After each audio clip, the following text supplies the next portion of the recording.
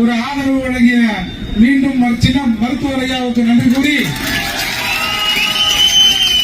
பொதுவா இன்றைக்கு தமிழகத்துல இந்த சாதிவாரி கணக்கெடுப்பு அப்படின்னு பல தெரியாம ஏதோ சாதிவாரி கணக்கெடுப்பு என்று சொன்னால் ஏதோ தமிழகத்தில் இருக்கிற சாதி தலைகளை எண்ணுவது என்று நினைக்கிறாங்க. இப்போ தமிழ் குடிகள் எல்லாம் இங்க இருக்கிற எல்லா தமிழ் குடியும் எங்களை எண்ணு சொல்றோம். வட மாவட்டத்தில் இருக்கிற பெரும்பான்மையாக இருக்கிற பறையர் வன்னியர் எங்களை எண்ணுன்றோம்.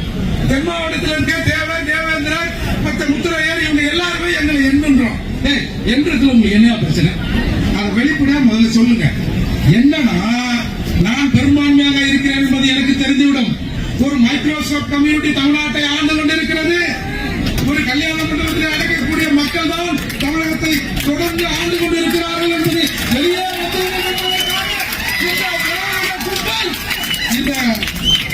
இதை எடுக்க மறுக்கிறாங்க. எனவே இது தமிழர்கள் ஏதோ ஒரு கூட்டத்துக்காக வந்தோம் கூடி கலைஞ்சிருவாங்க அப்படின்னு இந்த அரசு நினைக்குது இல்ல. இன்னைக்கு சாதிவாரி கணக்கெடுப்பை எடுக்க சொன்னா இவர்கள் மத்திய அரசை எடுக்கணும்னு சொல்றாங்க. நான் ஒண்ணு சொல்றேன்.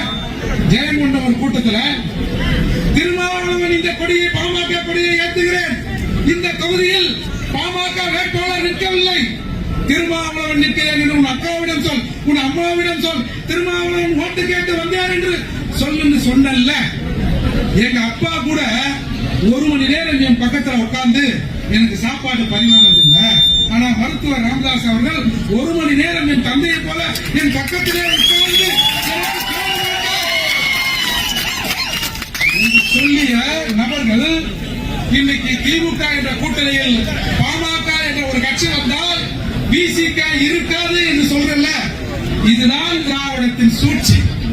எனவே இன்றைக்கு வட மாவட்டத்தில் இருக்கிற வன்னியரும் பறையரும் இணைந்து விட்டால், தென் மாவட்டத்தில் இருக்கிற தேவேந்திரம் இணைந்து விட்டால், மற்ற தமிழ்ச்சாதிகளும் ஒன்றாக நின்றால் இங்க தமிழர் அல்லாத தமிழகத்துல வேலையே இருக்காது. இதை நம்ம முதல்ல ஒழுங்கா புரிஞ்சுக்கலாம். இன்னைக்கு தமிழ்ச்சாதிகள் எல்லாம் ஒன்றாக சேர்ந்து, தமிழ் சமூகங்கள் எல்லாம் ஒன்றாக சேர்ந்து எங்கள் தலையை என்கிற நிலை இன்றைக்கு இருக்கிறது. இந்த நிலை தொடர்ந்து நாம் இதை வலியுறுத்தி இதை நடத்தாவிட்டால் ஒட்டுமொத்த தமிழர்களும் எங்களுக்கு கொஞ்சம் இடம் ஒதுக்கீடு அப்படின்னு கேட்கிற நிலை தமிழகத்தில் வந்துடும்.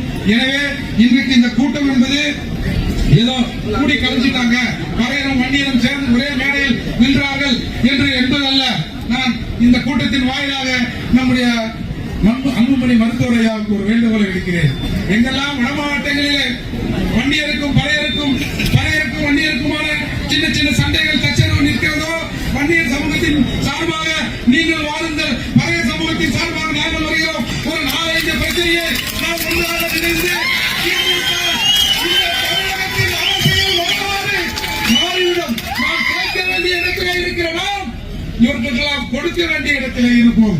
எனவே மீண்டும் ஐயாவை நாம் வற்புறுத்தி கேட்பது, வட மாவட்டங்கள் பறையர்களும் வன்னியருக்கும் பிரச்சனை ஏற்பட்டால் 2 சமூக பிரதிநிதிகளும் ஒன்றாக சேர்ந்து நமக்குள்ளே அந்த பிரச்சனையை தீர்த்து வைக்க வேண்டும். ஏனென்று சொன்னால் இந்த 2 பெரும் சமூகம் இணைந்து விடக் கூடாது என்பதில் இங்கே இருக்கிற திராவிட கட்சிகள் முனைப்பாக இருக்கின்றன. எனவே மீண்டும் நான் வலியுறுத்தி சொல்கிறேன். இந்த தமிழ் சமூகம் பிறப்பால் ஒருவர் தமிழனாக இருந்து தமிழ்நாட்டை ஆள வேண்டும் என்று சொன்னால் அதில் முதன்மையாக இருக்கிற மருத்துவர் ஐயாவை நோக்கி தமிழகம் திரும்ப வேண்டும். முதலமைச்சர் ஆக முடியாது என்று, இந்தியாவிலே ஆக முடியாது என்று ஒரு குடிமி சொன்னார். ஆனால் ஒரு 6-7 முறை இந்தியாவின் முதல்வராக ஆகியிருக்கிறார்கள். மருத்துவர் அன்புமணி ஐயா கூட சொன்னாரு, எங்களுக்கு ஆதரவு அளித்தால் ஒரு பட்டியல் சமூகத்திலே இருக்கிற ஒருவரை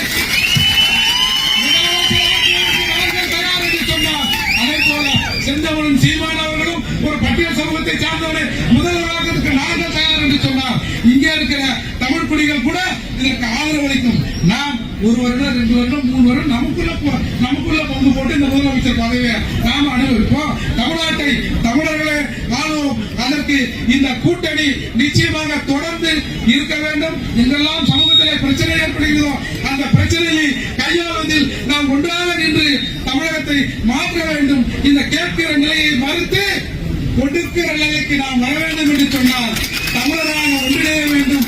குறிப்பாக வட மாவட்டத்திலே இருக்கிற பறையரும் வன்னியரும் பறையரும் ஒன்றாக இணைந்து நாங்களாம் ஒன்றும் பெரிய மிட்டா மிராசலாம் இல்ல, எல்லாருமே கூலி வேலை செஞ்சுக்கிட்டு அன்றாடம் காட்சிகளாக இந்த இரு பெரும் சமூகங்கள் இணைந்து விடக் கூடாது என்று இங்கே ஒரு பெரிய சதி நடக்கிறது.